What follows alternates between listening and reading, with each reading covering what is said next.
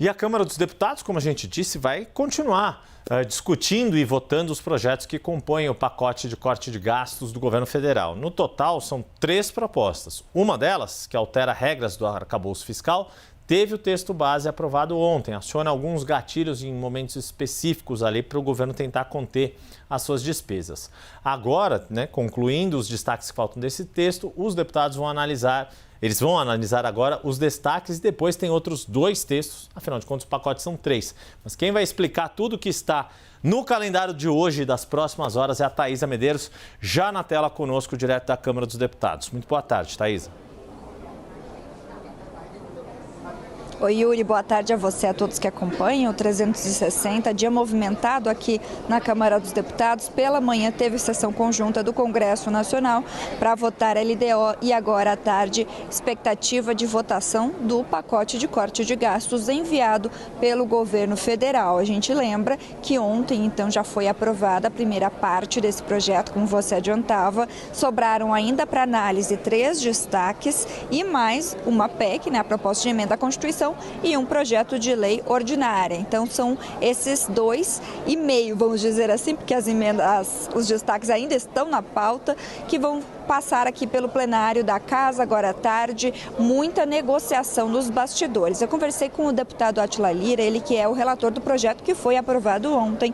Ele classificou a votação como tranquila, disse que os deputados entenderam a necessidade dessa tramitação e desse projeto ser votado ainda esse ano, fizeram esse esforço para finalizar o ano votando o projeto de corte de gastos, o pacote de corte de gastos, e agora então analisam esses outros 2, assim, entendendo que o governo precisa abrir mão e flexibilizar alguns pontos das propostas, porque os projetos que foram enviados não vão sair do mesmo jeito daqui do Congresso Nacional. Isso que disseram alguns deputados com quem eu conversei aqui no Salão Verde, muita circulação hoje aqui de pessoas na Câmara dos Deputados. Esse projeto aprovado ontem, ele altera as regras do arcabouço fiscal e permite bloqueio de emendas parlamentares aí em situações específicas. Ele foi aprovado por 318 votos favoráveis, 149 contra e agora vai para o Senado Federal. Existe uma pressa tudo isso aqui na Câmara porque o Senado ainda precisa analisar essa semana. Alguns desses pontos, desses pacotes de gastos,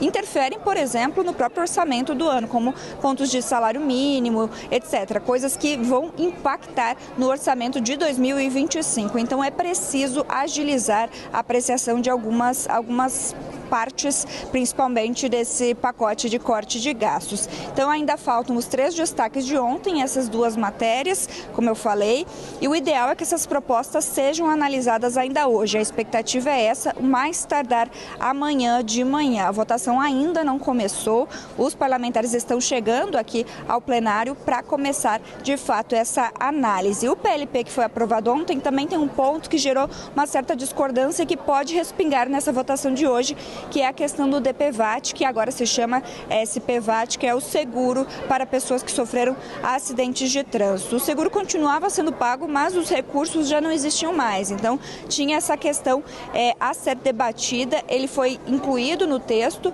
o fim desse seguro na primeira versão, depois voltou para a pauta e agora os deputados da oposição pedem de novo a retirada do DPVAT. A deputada Bia Kicis, líder da minoria, pediu então por meio de um adendo ali, um destaque que ela fez, essa análise dos deputados para a retirada do DPVAT. Também tem a questão do superávit de fundos, que foi incluído aí para o pagamento de débitos, fundos como o FUNSET, o Fundo de Segurança e Educação de Trânsito, o Fundo do Exército, o Fundo Aeronáutico. Então, na versão anterior do texto, a utilização do superávit do governo era livre. Agora, ele tem algumas regras, alguns gatilhos para poder ser utilizado. Também amplia o poder do governo a respeito do pagamento de emendas. Ficou definido que, sim, o Executivo pode bloquear ou contingenciar emendas com um teto aí de 15% dos recursos, não podendo contingenciar muito. Além disso, é apenas 15% em casos pontuais aí de necessidade necessidades de contingenciamento para manter a meta fiscal. Então ficou definido dessa forma no texto aprovado ontem. Agora vai ser discutido alguns assuntos espinhosos, como por exemplo questões de benefícios sociais, como o benefício de prestação continuada, que é um grande ponto aí de discórdia entre os parlamentares da oposição e da base. Existe uma manifestação principalmente aí dessas pessoas que defendem a continuação do benefício do jeito que está, então é um ponto de atenção para hoje. Abono salarial também está na pauta de hoje. Tudo isso vai acontecer agora à tarde aqui na Câmara dos Deputados. A gente acompanha cada movimentação por aqui, Yuri. Agenda cheia para os deputados e para os jornalistas também. Thaisa Medeiros, um bom trabalho para você aí na Câmara dos Deputados.